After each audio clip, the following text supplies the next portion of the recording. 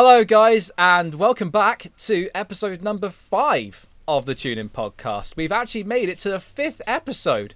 Again, how we've done this is beyond me, but we've made it, and I'm very, very pleased. I'm sure Sarah is as well.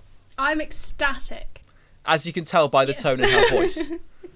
As you can definitely tell. But we have returned yet again for the 5th instalment of this Tune In Podcast, and it is on a different, as it obviously normally is, a different theme this week, and it is one which I thought would be quite interesting because it's my pick, and it is music genres within the song title. So, you know, it could range from anything, be like pop, rock, jazz, country, folk, anything like that, and find songs which have those, well, any genre of any kind in its title. Yeah, I mean, I definitely struggled this week, so apologies for a couple of my picks, but I like the songs, so that's really what this podcast is about. So yeah, we've got our typical sections. So we've got our first section with our top 5 with the theme. We've got the question submitted by Emily this week, so thanks very much. And I think it'll be another interesting debate. I just hope I don't get cancelled. We'll see. I don't think you will. I think you'll be fine. Just don't say anything offensive and you'll be fine. No. Yeah, and then we've obviously got our what we're listening to this week as well. I think it's my turn to start off. It is your turn to start. So give us your 5 songs with a genre in the title. So my first song is All That Jazz from the Chicago soundtrack, as you probably already know. The version I've picked is from the 2002 film. So Catherine Zeta-Jones is singing it. The first performance of the musical was in 1975, which I didn't know, but I thought it was pretty interesting. But the 2002 film actually won Best Picture at the Oscars. Oh, okay. I didn't know that. It's a very good film if you haven't seen it. Okay. It is an exceptionally good film, and obviously the music is incredible. It's got Catherine Zeta-Jones, Renee Zellweger, Queen Latifah. It's got like an amazing cast. Wow. And more people that I can't remember the name of right now. But it's Richard Gere in it. I think Richard Gere's in it as well. Okay, that's quite good. Yeah, no, it's a really good cast. Most of you will know this song like the back of your hand. I don't know this song like the back of my hand. Obviously, I've heard of it before, but I hadn't heard this version, and it's quite. I mean, it's a typical opening, grandiose, cheesy overture to a musical, and that's fine. And again, as someone who's not the biggest fan of musicals, I found this version to be okay. Yeah, well, I'm glad. So it ties in with it's the very first thing that you hear in the film. It's the first song. I don't know if it's the first scene, I can't quite remember, but it's one of them definitely. And it's a performance that Catherine Zeta-Jones is doing. So it's supposed to be a cheesy sort of 20s jazz. I think it's like a cabaret club performance. So it's supposed to have that feel to it. I'm not a massive jazz fan, but I think this combines that sort of jazzy with the musical theatre, with the sort of dancing along kind of thing, which is why I like it. Yeah, I think my question is a bit similar to the song we had with Stan a couple of weeks back. Is this, I could be completely wrong, is this where the phrase "all that jazz" came from? Or was it there that already before? I can't remember. Honestly, I don't know. It's interesting, because whether that's where the phrase came from, or they used the phrase, but I think they popularised the phrase, right? Potentially. Because beforehand, you don't really hear people saying like "and all that jazz," and then now, I say "and all that jazz" a lot, and I was thinking, I knew obviously that the song is "all that jazz," but I didn't know if that was like the song that popularised or invented that term. Yeah, I'm not too sure. It didn't say. There's nothing online about it specifically, so I'm not entirely sure if that's where it came from, or they just sort of popularised that phrase. Okay. But it's interesting that they tied in the meaning of the phrase with obviously jazz music, which I thought was kind of interesting. So, my next song is a song called Dance, Baby, and it's by an artist called Boy Pablo on his EP, Roy Pablo.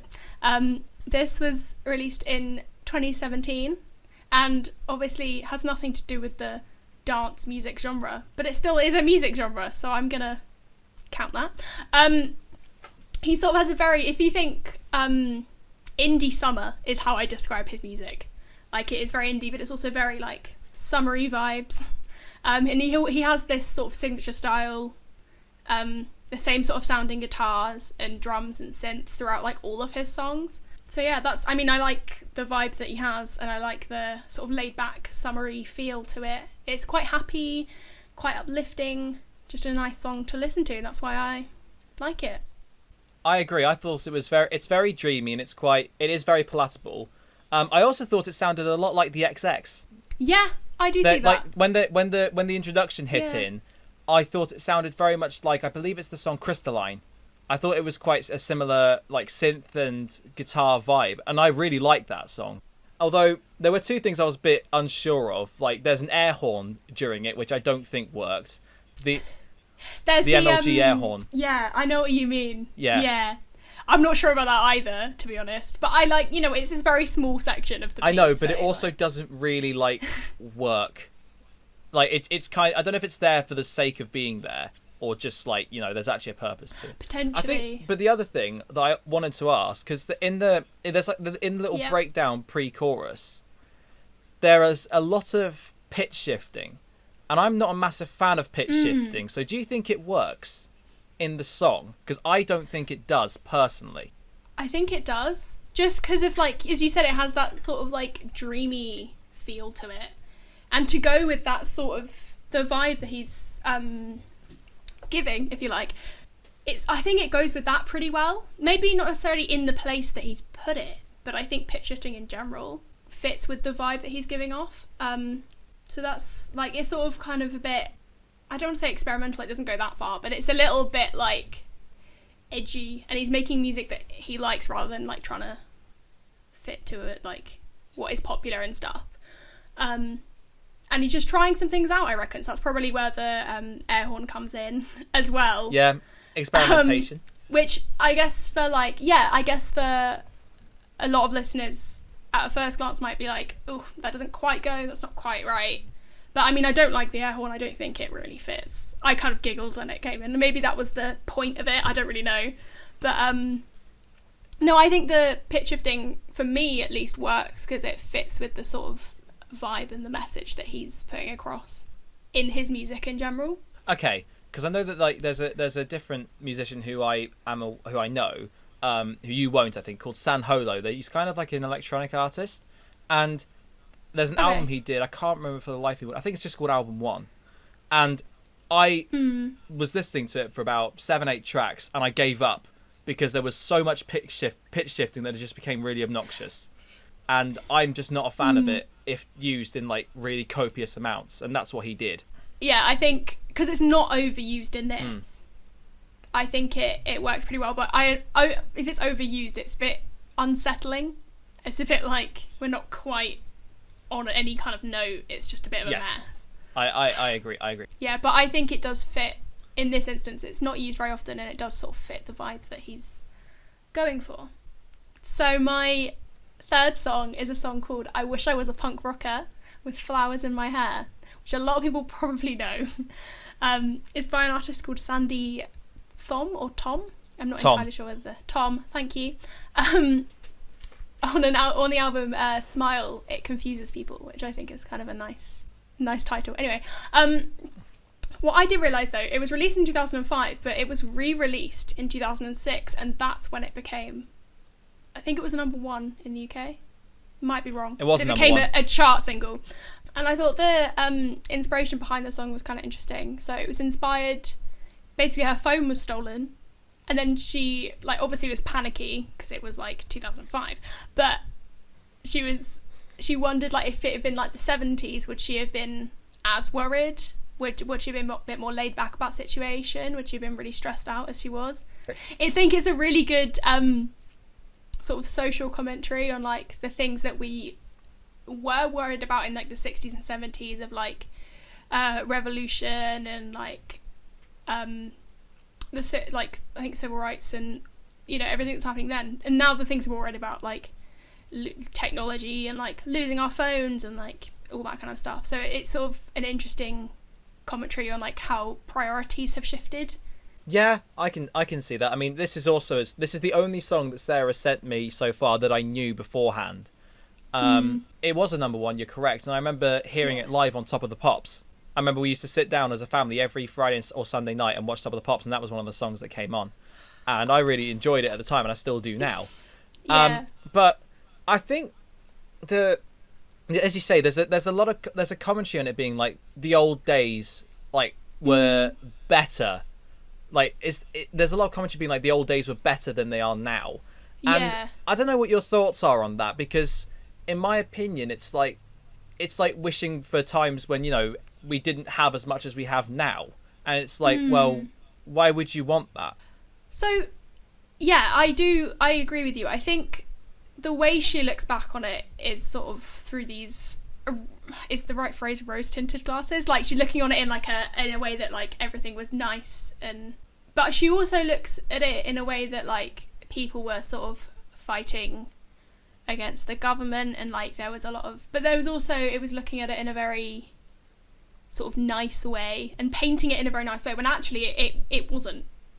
Like there was a lot of bad things obviously happening in the 60s and 70s, but there's also like bad things happening now. I don't know, it's hard to, I think we haven't necessarily progressed, we've just changed, or we haven't like got any worse. We haven't got better or worse, it's just changed. That's my opinion on it. How like societies always like evolve and change. Yeah, I just think that's what's happened. I mean, footballers definitely still do have long hair in a few cases, so there are fewer now, but admittedly, but there are still some. So, Yeah, I mean, in terms of like the sound of the song, I think it has a really unique sound, because it's just like constantly building the textures up. It starts off with just her singing, and then it comes in with like some kind of drum instrument, tambourine, and also the instruments that tambourine, isn't it? Tambourine, probably. I can't remember exactly how the order of it, but they all come in, but none of them are harmonic instruments. They're all unpitched instruments that come in. The only pitch that happens is with her voice, and then she obviously multi-tracks and layers her voice up, so it creates harmonies. But I thought that was pretty unique, because not a lot of people do that. Yeah, the a cappella nature I thought was really good.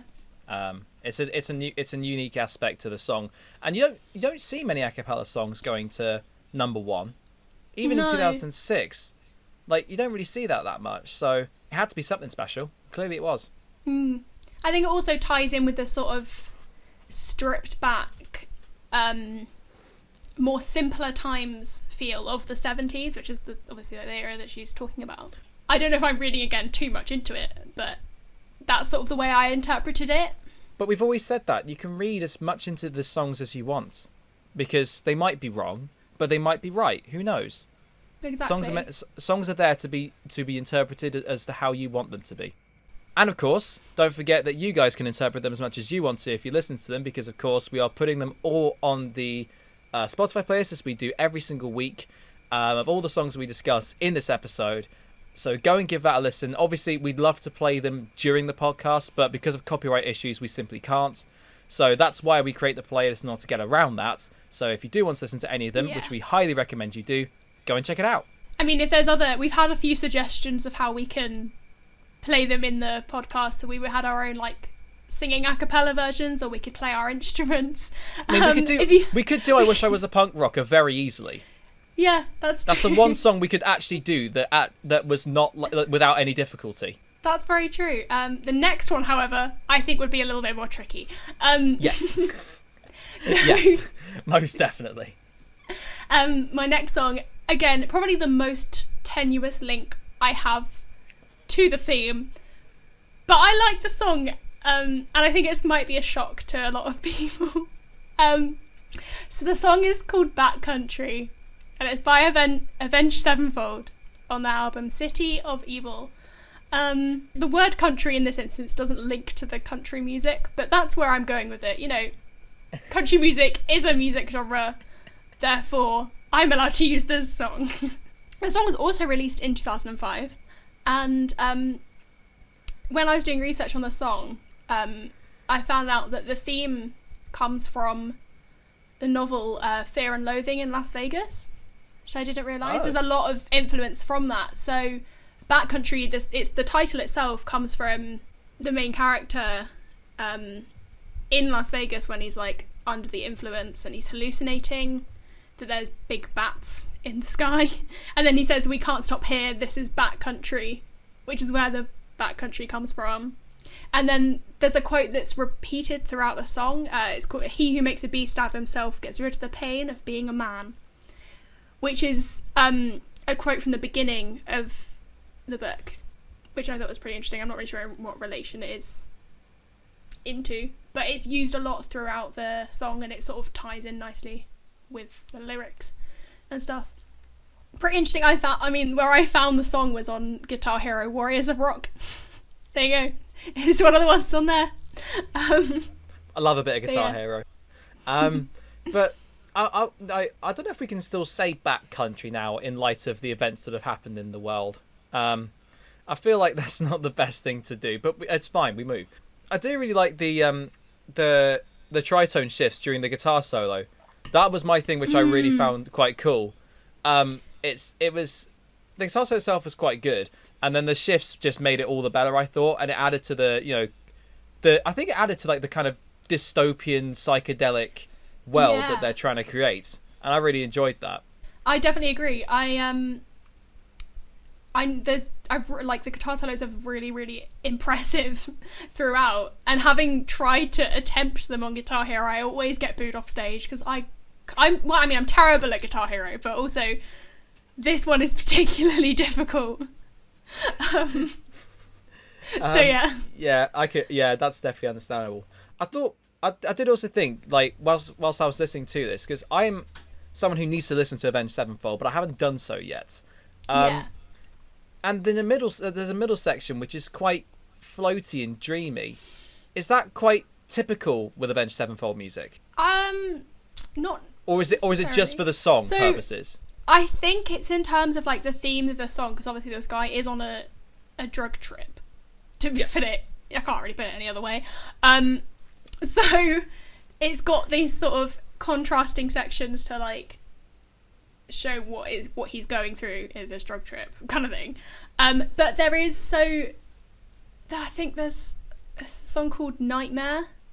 So there's that song. I think it sort of combines their two styles, or at least the two styles I've heard. So there's a song called Nightmare that I think is that sort of intense, heavy stuff. And then there's a song called MIA that they did on the same album, which is that sort of nicer, more calm, floatier stuff. So I think it combines those two styles to create that contrast. And you think because of the fact that they are literally going on a drug trip, that it works in conjunction with each other. Yeah, I mean, not that I have any experience with going on a drug trip, but like what I'd imagine. Neither do I. What I'd imagine is that with these like hallucinations and stuff, they're not all like intense and scary and like about these massive bats in the sky. There's obviously some like calmer sections as well. You go through a lot of stages, I'm guessing, from what I've seen from like pop culture and stuff. This is what I'm assuming. So I think it creates that atmosphere pretty nicely with having those contrasts. Okay, switching up again for my final song. I picked this song, Liquor Store Blues. It's by Bruno Mars, and it's also featuring Damian Marley, and it's on Bruno's album Do Wops and Hooligans, which is an album I treasured as a 10-year-old. Good pun. Hey, I just got that. Okay, cool. Took me a while. Okay, great. Moving on. So this album was released in 2010, and the song itself has a reggae feel to it with the offbeat chords. And also has some dub music influences, which I don't know much about. I feel like you might know a bit more about that than I do. It's a subgenre of reggae, which is where dubstep originated from. Okay. So you know the song "Make It Bondem" by Skrillex, which also features Damien Jr. Gone Marley. That's kind of like a collision of the two. Okay. So it's the dubstep, and the reggae. So it's almost like where it came from, what it turned into, and then what it became eventually. If that makes sense. I thought this is a really interesting fact. So there were quite a few writers on the track. So obviously Bruno Mars was on it. Damian Marley, I'm guessing, wrote his bit. And then also another writer was a guy called Tom Pence, which is actually Diplo, which I didn't realise. But I thought that was a pretty interesting fact. So yeah, what I like about the song is it's just, obviously it's a lot of reggae, it's got quite a laid back feel to it. The general sounds pretty nice, because it's reggae, but it's also in a minor key. It's not like a happy reggae song, like a lot of reggae. It's got this sort of, well, blues to it, if you like. Well, it's alleged to be about, basically Bruno Mars had a drugs bust in Vegas. Got another link to the previous song. Yes. No, he was busted for drugs in Vegas. And this song was released just a little bit after that. So people put two and two together, were like, oh, it's sort of about his maybe addiction problems. Allegedly. So it has that. We're not saying that Bruno Mars is a drug addict. No, God no. Just allegedly that's what happened. So a lot of people are putting two and two together and thinking that maybe it's to do with that and maybe his addiction problems. Yeah, it is sadly quite like relatable social lyrics, not like to me or Sarah personally, but like just to the people as a whole. But I did think, as much as I love Junior Gong, I love his music, especially the stuff he did with Nas. I didn't think his verse matched the rest of the song, because the song's about, you know, it being him being troubled as a result of taking drugs, but then Junior Gong comes in with him being uplifted as a result of taking drugs, and I was a bit like, does that clash? Does the clash therefore work in your opinion, or is there still is it too clashy? I mean, no, I think I would actually agree with you, to be honest, in this instance, because you've got like Bruno Mars singing for quite a long, like 2 verses and 2 choruses about how, you know, it sort of ruined his life and like his life's going nowhere, so he feels like he needs to turn to, you know, alcohol and drugs and stuff. And then you've got this sort of, it does feel kind of out of place. I do know what you mean.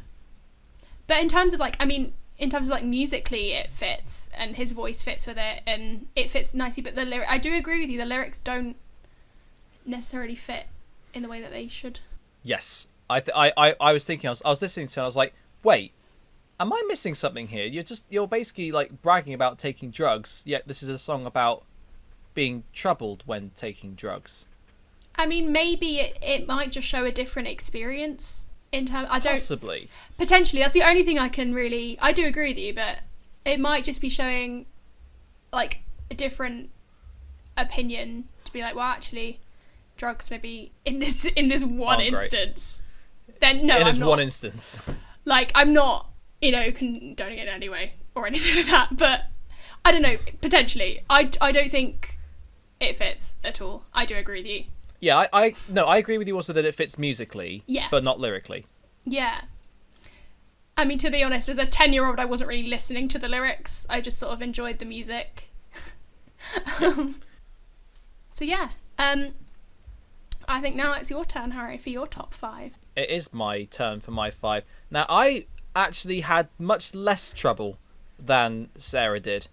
Although I'm very angry that I completely forgot about 2 songs whilst researching this. So I'm going to mention them here with It's a Long Way to the Top If You Want to Rock and Roll by AC/DC. Brilliant song, with the one on School of Rock in the closing credits sequence, if you know that. And also Kathy's Waltz by Dave Brubeck. Now, there's a reason why Kathy's Waltz isn't featuring, but you'll figure out why in a little bit. But my first song is not jazz at all. It's more rock, metal kind of thing with the song Thrash Metal Cassette by Dinosaur Pileup. And to be honest with you, this song was the reason why I chose this category, just to publicize this song. I'm not gonna lie. It's kind of like a sarcastic look on the band's tour around LA, and because in their splitter van, all they have supposedly is this thrash metal cassette in order to try and get them around the city, really. It's basically just this kind of sarcastic look at it, and it's got all these different sections. There's like a sarcastic bit at the start, and then for the chorus, there's a tritone shift to a more melodic chorus, and then there's also a cheerleader section, because why not? But I think all these sections just work together really, really well. Contrary to mine, this is the only one I didn't know on your list, which sort of struck the question with me, why did I find it so difficult if I knew all of these songs? But anyway, I really liked it though. I liked the contrasting sections. The only one I didn't like, the cheerleading one, for me felt a bit out of place. But like, it didn't seem like it was meant to be deadly serious. Like, I could see that. Yeah, it's not meant to be serious. I think they just threw it in there because, again, it's a sarcastic look, so we might as well just put some, I think it might be some children singing Burn It Up with thrash metal, because it's just a funny contrast. I guess my question was, are there any like actual thrash metal like influences in it? As like not just coming from the lyrics, obviously, not just in the song lyrically, but is there any... The drums. Yeah. The drums. Definitely. I think there is a double kick at some point, which is definitely one which features in a lot of speed metal. Yeah. And also it's very, like, it's one note all the time in the chorus, or the refrain rather, and that's definitely a hallmark of like thrash metal, is just playing the same note over and over again, just very, very quickly. So I think that's not me saying that it's bad. I love a bit of thrash metal personally, yeah. I think those are like two of the things. And then there's also the kind of sarky, sneery vocals popularized by people like Dave Mustaine from Megadeth. So you get that mixture, and I think that it's not just the fact that it's just called thrash metal cassette. I think they are taking the mick a little bit here, but there is still that thrash metal influence. Yeah. Go and listen to the album if you haven't already, because it's a fantastic album. Yeah. Definitely recommend song Back Foot as well, because that's just also a complete Mickey take, which is just excellent. So that's my first song. My second song is, I would say, the most surprising choice I may ever pick. Considering all the ones that I've had so far, you wouldn't expect this one to come up. But it's Mr. Rock and Roll by Amy McDonald. This has been a staple of my dad's playlist ever since, just for context, Sarah's dancing, by the way. I love this song. It's a fantastic song. It's a complete contrast to thrash metal cassette. It's very folk rock, indie rock kind of thing. And it was released in 2007, and McDonald basically said that it was a song about people trying to be something they're not in order to try and fit into various groups, which I can relate to, regrettably. So it means that they miss like various opportunities in life because they're trying to be something that they aren't. And I thought that was quite a cool like backstory behind it. Again, when I'm listening to this age like 8 or 9, I'm not really picking up on that much, but having listened to it like more recently, I do fully understand where they're coming from. And it's also one of the songs which I probably get one of the most nostalgic vibes from, alongside Fill My Little World by The Feeling. I don't know why, but whenever the opening kicks in, it's very dreamy, and I think it kind of takes me back to my dreamy youth, if that makes sense. Dreamy youth. I love that. Yeah, no, I know what you mean, it's though. It's a terrible phrase, I know, but it's along those lines. It was also a McDonald's most successful single, which I didn't realise. I thought it would be This Is the Life. That's what I thought, because that's the like I knew that song. When this song came up, I was like, oh, it's by the girl who did This Is the Life. And then once I heard the chorus, I was like singing along straight away, and I was like, oh, this is that song. I love this song. No, I just wondered, what do you think about this song led it to be her most popular song? Like, do you think it was something to do with the musicality itself, or just the fact that she was on a natural progression in terms of popularity? possibly that. I think it might be a natural progression in terms of popularity. But I also think it might be because of the social commentary as well. And people might take it the wrong way. Like, I know some people, like, for example, maybe something like Royals by Lorde, for example, people might be taking the message of that song the wrong way. And I think some people might have done it. Not everyone, of course, but some people might have done it for Mr. Rock and Roll. And just saw it as a nice, chilled out indie rock song and, you know, all these things that are going on. But maybe the fact that it kind of resolves itself as well. Yeah. Like, the song resolves itself by the end. So I think that's also quite a nice little change. She does a very good job of, like, hiding the meaning of the song behind nice sounding music. It's like, yeah.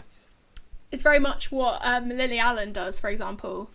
Oh, her yeah, music definitely. always sounds so happy and stuff, and then you listen to the lyrics and it's like just really awful. Yeah, so I think, I mean, maybe to a lesser extent, but she's done a Lily Allen essentially. Yeah, but she's done a Lily Allen very well. No, yeah. So, but yeah, I was stunned by that because again, this song reached I think number 12 in the UK, but This Is the Life only got to number 28. I was like, wait, I'm sorry, what? what? How? Yeah, I was stunned. This Is the Life. It was in like a few adverts. I think it was in a Fiat everywhere. advert. Yeah, I know. I thought it had reached number 1, but I thought it at least was top 10. yeah, I thought it was as well, but evidently not. That's blown Evidently, my mind. we're just we have had our minds collectively blown. But yeah, another song which is also mind blowing is my third song. So, as you might have gathered from the subtle hints I had earlier with Kathy's Waltz, I'm not choosing that one. Instead, I'm choosing Blue Rondo a la Turk by Dave Brubeck.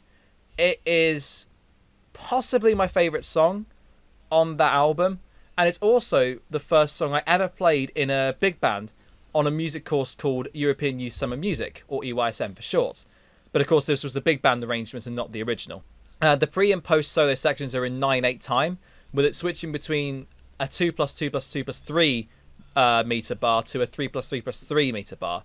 So it's one of the most complex songs on the record in the fact that it changes time signatures quite a lot, or changes the rhythm of those time signatures quite a lot, rather.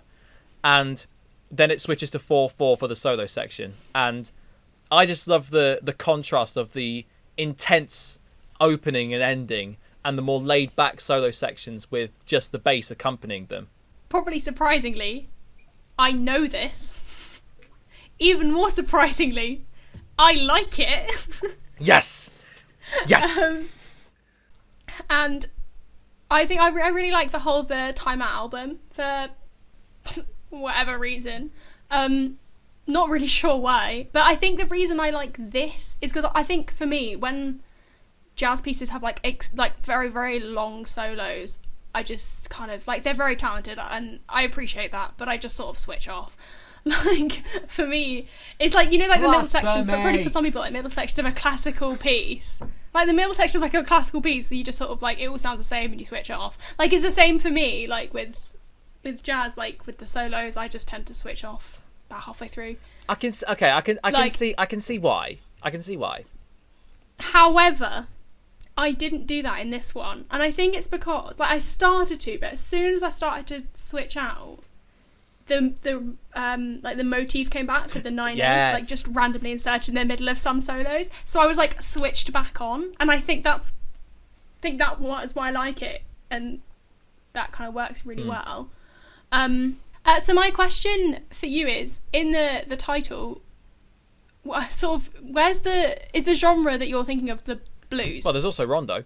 Rondo, not to be picky, rondo's technically a structure, not a Well, it's genre. also like a blue rondo is a type of genre, I think, and it's also in like the in the Turkish style.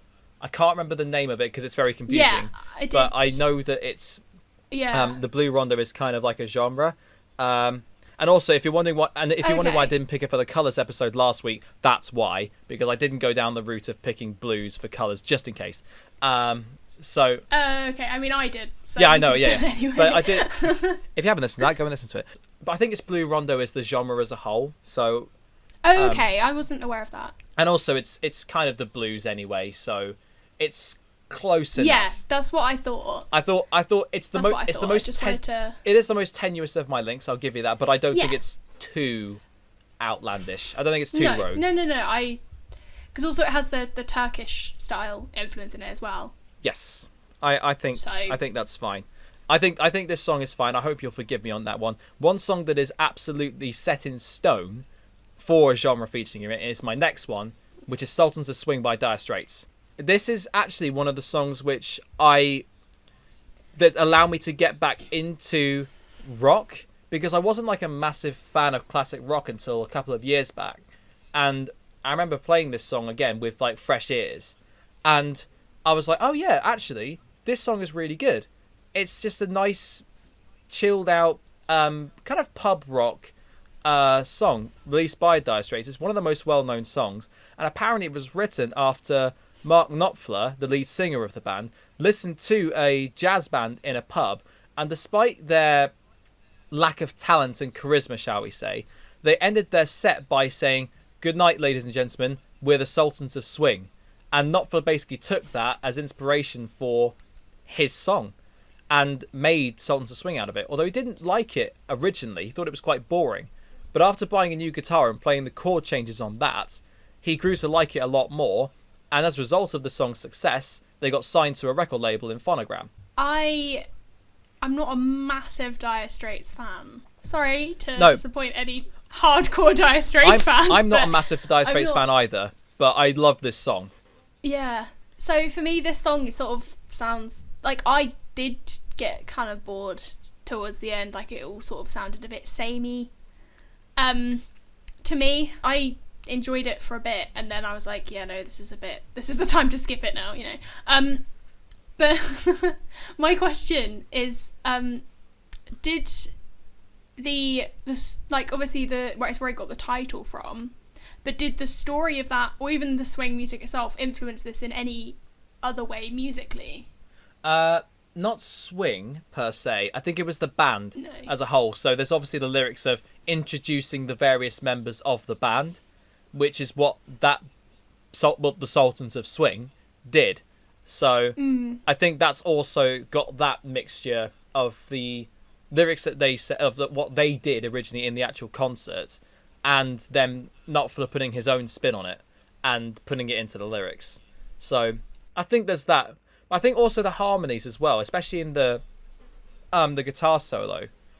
Maybe that's got a little bit of it, especially with the bass line as well. I think that's the middle the guitar solo, or like the interludes rather, the instrumental interludes are some of my favorite sections in any song, really, musically, because I just think they're so beautiful and lush. And I know I've said lush a lot, but it just is. I mean, lush has become the new powerful now, I think. This is lush it is lush, powerful, and then like maybe you could probably just create like a soundboard of like the words that we say all the time, and come up and just basically create a podcast for us. If anyone wants to do that, please feel free.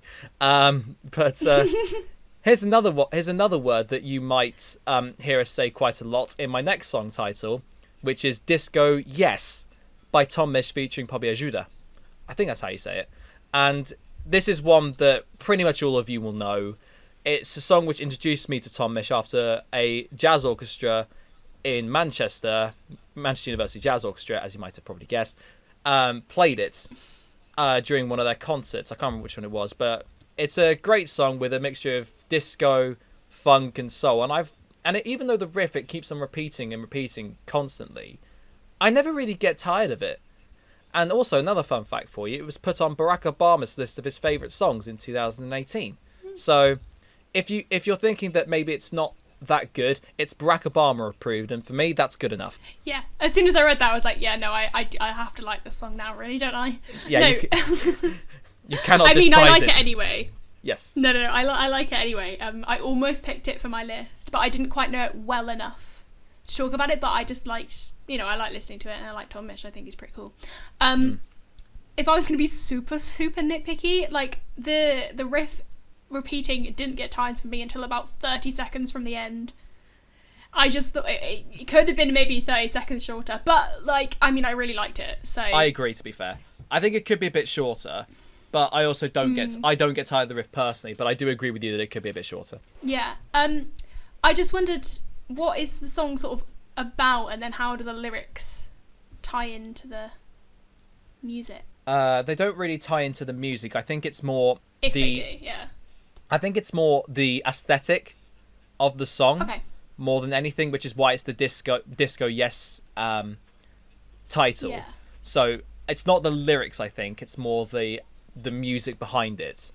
The lyrics, I think that it's about an estranged, like, friendship or something like that.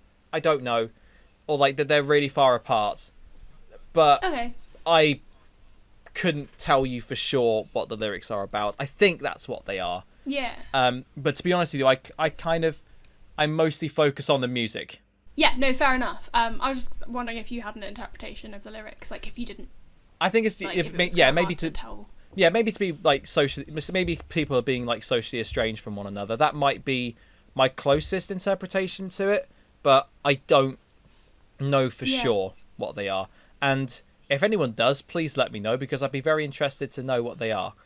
Or what they are about. I mean, I obviously know the lyrics. I do know the lyrics. I just don't know like the intricacies of what they actually mean. I think it's one of those songs that you appreciate more on the musical front than on the lyrical front. And I think that's quite a common theme across Tom Mish's songs, especially with one like Lost in Paris, for example. I think that's definitely more something where you focus on the music at hand as opposed to the lyrics. But then again, I could be disrespecting Tom Misch, and I apologise if I am. But that's my take on it, and that is my list as a whole. Yeah. So we're going to move on to the question now that we got from Emily. So thanks very much, Emily, for the question. I think it'll be super interesting to talk about.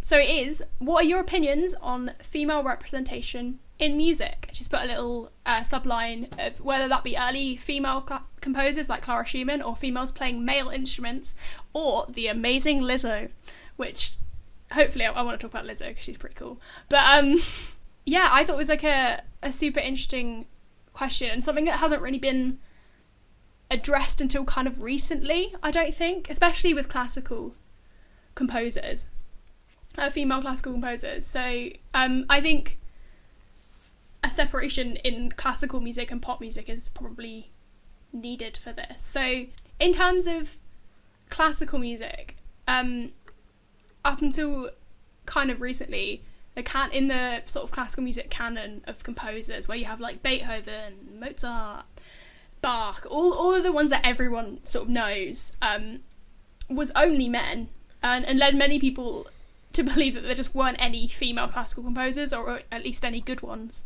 But that's just not true, and we've now found that out and put it into like the GCSE and A-level syllabus. Like in the new one, they've originally, I remember this story because I was the first year to do the new music A-level syllabus, and there was someone had to write a letter to Edexcel because there weren't any female composers or artists in the syllabus, and then it changed. So I think as a whole it's still not like a lot of people still, if you get them to name like maybe 5 big composers, they'll all be men still. But there are some amazing female composers like Clara Schumann, as she previously mentioned, or Amy Beach, or Fanny Mendelssohn, or film composers like Rachel Portman and Anne Dudley, Anne Dudley, if you don't know, she's one of my favourite composers. So she did the music for Poldark, and it's just so beautiful. Anyway, but in terms of classical music, I think that there has been strides, especially recently with the new syllabus changing and stuff, but there's a long way to go because a lot of people don't know that there are female composers around.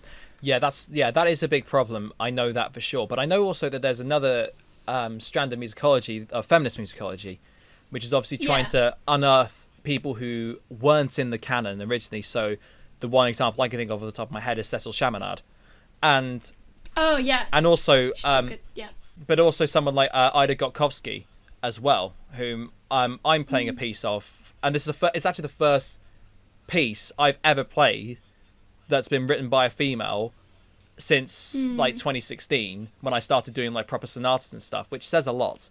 But I also think that feminist musicology, whilst it's a fantastic initiative of obviously bringing more people into the spotlight, I think it also has a limitation of being like, of trying to seek out meanings of like masculinity and dominance which might not be there. So I was wondering what you thought on that front. Like, I don't know, there's one with Susan McClary, I think, trying to seek out patriarchal meanings in Beethoven's works.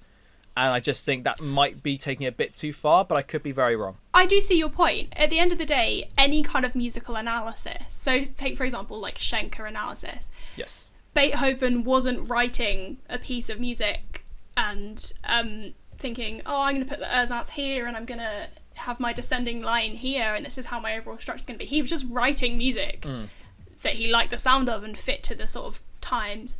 And it's later musicologists and people that analyse music, it's the later people that have put those on the music. And I think that I haven't personally read the feminist, what you mentioned, but I haven't read it personally, so I don't know how far she's gone with it. But that's what people have been doing for a very long time, just trying to pick out meanings and interpretations within music. Yeah. So I do agree with you in some respect. I again don't know how far she's gone with it. If she's gone, really far saying that, I don't know, making up stuff about him, then obviously not. But if she's done it in a musical way, I think music is open to interpretation. I think you can do that. Yeah, I think that is definitely fair. But I think you can analyze it and be like, okay, there's this kind of like symbol of masculinity maybe, but I don't think it's like a symbol of, trying to browbeat women in those times, so to say. I don't think it's that kind of symbol. I could be very wrong, but I don't think that a lot of it is to do with, trying to put the music that Beethoven wrote. I think it was trying to put women in the shade. It's weird because like we don't know what was going through Beethoven's mind. No one knows apart from Beethoven, and he's very dead. So we don't. So he's not quite dead. He's very dead. He is very dead. Yeah. We can't say for certain that he wasn't, but we also can't say for certain that he was. So I think in that respect, it is very much just open to interpretation. I do think that, on that respect. Yeah. I do think that one other problem, though, like as you have also correctly said, is to do with the fact that females were for a long, long time restricted to instruments that didn't require them to use their mouth, because it would ruin their symbols of femininity and stuff like that. And so they were basically confined to like vocals, guitars and lutes and just other string instruments, and weren't actually allowed to even learn instruments like the oboe or the trumpet or the clarinet or something like that, which in nowadays terms sounds ridiculous because of the, I wouldn't say a completely equal inclusion of females in orchestras, but certainly a greater parity than there was before. I agree, and like as we said before, like times have, I don't know, progressed, but changed, and progressed in terms of women's rights and all that, that which is a good thing, which is a very good thing. Which is a good thing, that's what I mean, progress, but then also society has changed in general to realise that actually that is kind of a load of rubbish, and women should sort of be able to play whatever they want. But I mean, there's still not like complete like, I mean, it works both ways in terms of like, there's not many for example like female trombone players, like there's some instruments that are seen as inherently masculine and inherently feminine, like I say maybe like flute or something, it's kind of a lot of females tend to play flute. There aren't many male flute players, but I don't think that's the sort of thing where it's a double standard. I think it works both ways, it's just different instruments. Yes. I think we just need to get over that, because at the end of the day, instruments are a bit of metal or a bit of wood and or gold.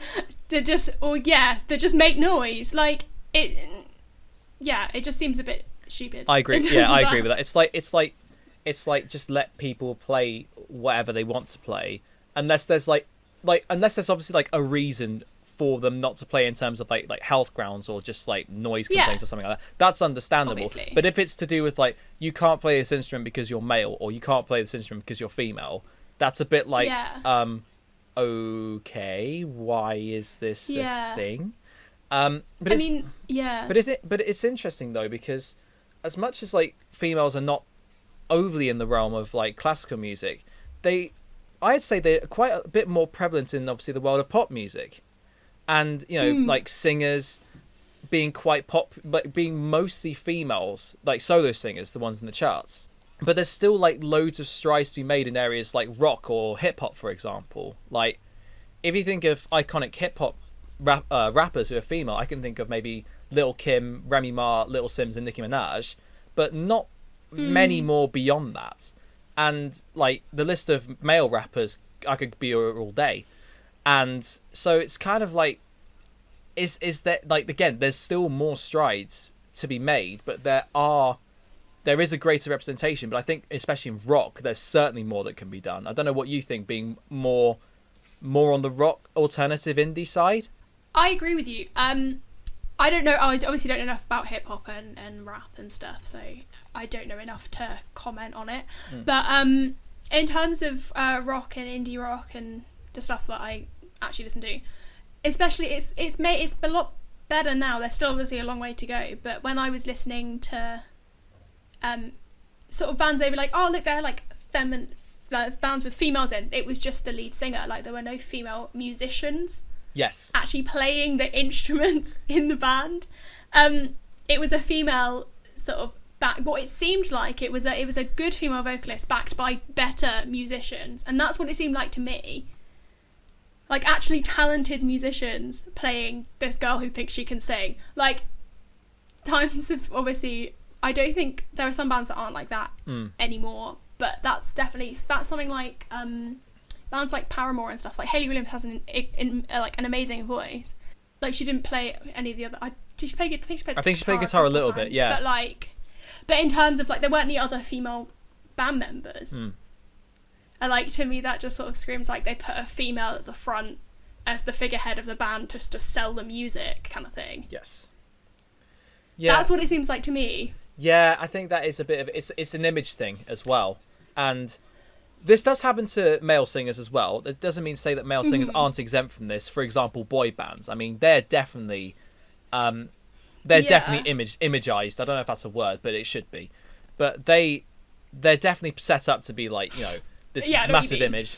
Yeah, and it's the same thing with girl bands as well. They're set up to be like this mega image, this mega that. So there's a similar theme there as well, I think. Yeah, I have a lot to say about that. So in terms of like, I think personally, female musicians and singers are held to sort of a higher standard in terms of like other things that aren't to do with music. So like their appearance, who they're dating, what they wore to the shops one time. There's a lot more of that with female musicians than there are with men. I'm not saying it doesn't happen to men, it does. But when women have a history of sort of being oppressed in that way, on a very physical, like, in a patriarchal society, like we have a history of that. It's not great. It's not great. No. So like, for example, I remember most recently when Billie Eilish just turned 18. Yes. So obviously she has a history of like wearing baggy clothes, and that's because she was a child. She didn't want her body to be scrutinised by the media, and it's so sad that she felt like she had to do that. But then as soon as she turned 18, she posted, I think, a video or a couple of pictures online of her in a bikini on holiday in like Hawaii or somewhere. It looked very nice, to be honest. It looked like a very nice place. But like it was like Hawaii or somewhere kind of tropical. And as soon as she posted that, the media was on her, like fully just being like, oh, this is what her body looks like, or maybe she's got, she's too fat or she's too skinny or whatever. Like, it's just, I don't know, it's ridiculous. She's literally just turned 18. Yeah, there is a lot of that as well. I'm very aware of that in like other scenarios. It's ridiculous that still happens now. I mean, it still happens to men. I know a lot of footballers, like Raheem Sterling, for example. He got scrutinised at his every single turn by the media, although that might be to do with a racialised stance as well, which again is equally as despicable. but it's God, yeah. It's definitely something which constantly happens in in society, even though like we try and say we've progressed, and there's still this kind of media hounding, the paparazzi and all that kind of stuff, and just let people live. Like let these singers live. Let the female musicians live. Let them do what they want to do, and don't scrutinize them for everything. They're more than entitled to do X, Y, Z thing, because that's just how life works or should work.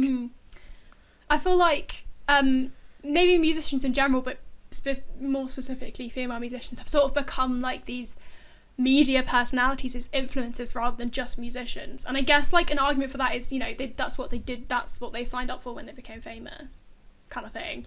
But like, you don't sign up did for they? it. You don't sign up for the that's media sort circus. of like, yeah, that's a devil's advocate kind of argument. But like, did they at the end of the day, they make music for us to listen to, and yes, they might have a visual element to it, you know, like a music video, or like, I don't know, lighting and staging in a live performance. But does it matter if they're not like a size 0 model? Like, that's not what it should be about. It should be about their music, their visual artistry, and like you judge them on what they create, not what they are. That's the difference. And we might as well bring up Lizzo, because Emily very correctly mentioned it. I haven't listened to a lot of Lizzo, truth be told, but I'm aware that she's quite critically acclaimed, because I think she does her lyrics in a very humorous and a bit self-deprecating but also empowering at the same time. She's turned the focus away from an image of what the media thinks she should look like to this very body positive, feeling good about yourself regardless of what you look like, and like whether you're what the media says you should look like. And also, she's exceptionally talented. She plays the flute. She's this incredible musician. And she plays flute like to a very high standard. Wow, I didn't know that. Like proper classical flute and everything. There's no words for her. Honestly, she is amazing. Her lyrics are so, I wouldn't agree with you when you said self-deprecating but positive. I just say she turns things that are scrutinised by the media and flips them on their head and says, actually, this is something you should be proud of. She does an amazing job at that, and she's definitely the start of a movement of turning focus away from image and looking towards inner beauty and stuff like that. But I do think we still have a long way to go. Well. Yeah, exactly. I think we still do have a long way to go in terms of that, because there's still so many people's opinions to change. There's a lot of people like the media are like praising Lizzo, and people like us are praising Lizzo, but there's so many people saying some horrible things about her, and so many just small-minded people, in my opinion, who don't agree with what she's doing and thinks, you know, I don't know, she shouldn't be wearing what she wears and shouldn't be doing what she does. Like, if you think her music's like not great, then again, that's by the by in terms of a musical standpoint. But if you're saying her music is bad because of like what she's saying and how she's saying it, that's a different story. And like I can or if you're saying you don't like her music because you don't like her and you don't like, you know, she's too big to be doing music. Like, no, shut up. Yeah, but if it's like if you don't like someone's music from a musical standpoint, that's absolutely fine. It's more it's when it gets to the cultural side of things, which is, or the culture and kind of social side of things, which is where it does get a bit edgy. Yeah. So. No, I agree. I think I've heard a lot of people be like, I don't like her music because I'm not into that sort of poppy music, but Lizzo is an icon, and I think that's still a valid opinion. Like, if you don't like her music, that's absolutely fine, but you got to appreciate what she's doing. I think I'm of that ilk, although again I haven't heard too much, so I can't really like give a valid opinion on Lizzo's music. I fully respect everything that she's doing, but from what I've heard, I'm not like a huge fan of hers.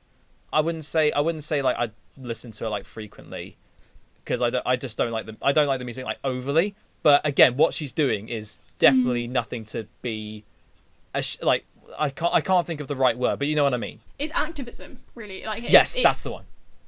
Activism and advocating for body positivity and, you know, feeling good about yourself, even if you don't feel like you look good. And moving away from media stereotypes, which is definitely a good thing. And stereotypical like beauty standards. Yes. But yeah, I think that was a very interesting discussion. Yeah. I mean, thanks Everly for that. Yeah, I mean, it is a great discussion. It got me thinking a lot, and again, it's good to have these discussions just generally to try and help the situation in any context of people who have been oppressed over centuries and centuries. It's good to have these conversations to think, what can we do to change this? And clearly there are a load of people who are doing good things to change it, but we maybe need a few more, but hopefully there'll be a lot more progress in the years to come, and I'm sure there will be. If you have any other questions, then just message us individually or post them on our Facebook page, and we'll do our best to answer them as best we can. And it can be like spin-off questions from this discussion, or maybe last week's discussion as well, or just even like a question. Like you can maybe this question or anything. Something. Yeah, anything. Seriously, it's whatever you guys want us to talk about. We'll talk about it, provided of course it can be talked about and is music related. I think we move on to our final section, and that's what we've been listening to this week. So Harry, would you like to start? I will start. So I have a choice of there's 4 this week. And the first one is a song called Through the Fire and Flames by Dragon Force, which is a song which I'd heard before and I'd been listening to it a bit on and off, but I decided to give their entire album a listen, and it's very speed thrash metal. So linking back into thrash metal cassette from earlier, and it's great fun. And I've also discovered a new metal band. They're now my favourite German power metal band. They're not. Yes, they're the only German power metal band I know, but that's besides the point. It's called the band is called Blind Guardian, and the song is called Majesty. And as far as I'm aware, like most of their songs are kind of about mythical or film book related events. And I think this one, Majesty, is kind of based on the Lord of the Rings, as far as I'm aware. They have a song. They have a song I think called Gandalf's Return from the same album that this is from, which is very funny. Nice. But Majesty was a great song, I found. But moving a bit away from that, well, very far away from that, is Owi's second appearance in this category for Empire of the Sun, and their song Old Flavors, which is a kind of tropical house EDM synth pop fusion. And every time I listen to it, it's just, again, really floaty, and you can kind of get sucked into it. And yeah, I can't put it into words, although someone did say it's music sent from the gods, which I do agree with. And so I really liked it. And my final one is one that I've actually been listening to for a while, but I've been listening to it a lot more recently because I'm doing an orchestral arrangement of a collection of his songs, and that is Finale by Madeon. Madeon has featured obviously before on this podcast, but I'm arranging, I think, 7 or 8 of his songs into like an orchestral suite. And so I've been listening obviously quite intensely to Finale to try and figure out all the little bits and parts of it to come up with as good an orchestral arrangement as I can. So that's my list. So on my list, I have 3 songs/pieces for you. My first one is a piece called The Tale of Victor Navorsky. I think that's how you say it. It's from the film The Terminal, which personally I've not seen. Oh yeah. It's composed by John Williams. However, I started learning this on my clarinet. You probably don't know, but I don't really perform much anymore. So I've picked up my clarinet for the first time since Christmas, and decided that I'm going to start a completely new piece. I'm going to go for it, and it's pretty difficult. I'm not going to lie to you, but we're going to make it work, and I think it'll sound pretty okay by the time I finished with it. But it's just something to do while I'm in, while we're in difficult times and sort of in semi-lockdown. Yeah. So yeah, and it's also, I love listening to it. It's just a really fun, quirky piece to listen to. My second song it's a cover of personally one of my favourite songs. It's I Believe in a Thing Called Love, originally by The Darkness. This version is by a band called Branches, and it just adds, I think it's just a really good, like, different sounding cover. It's more of a country folky kind of cover of it, and they use harmonies really, really well within this. So if you like harmonies in a folky country setting, I definitely recommend giving it a listen.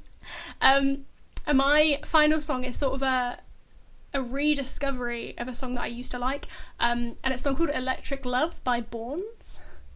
Okay. I'm ashamed of where I rediscovered the song, because I rediscovered it on TikTok, because it's become a sort of TikTok song.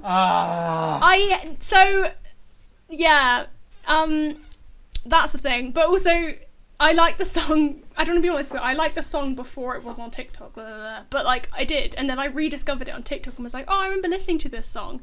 I just really like it because it's got this sense of it's a proper climactic song, and it sort of builds to the chorus and then just sort of explodes, and it's really nice, and he has a really unique voice as well. Yes, he does. So Borns is interesting. Borns is very interesting. Yeah. So that's what I've been listening to this week. So you can go and listen to them this week as well, when, of course, you go and listen to the Spotify playlist of all the songs that we create. Good thing to mention again. But that is where we are going to round up this particular episode. Thank you very, very much for listening. Of course, next week is the 3rd episode special, where we have a year as opposed to a theme. We think we have a year in mind, but we're not sure. Stay tuned, of course, for what it will be. But if you have stuck it out to this point, thank you very, very much for listening. And until next time, we'll see you then.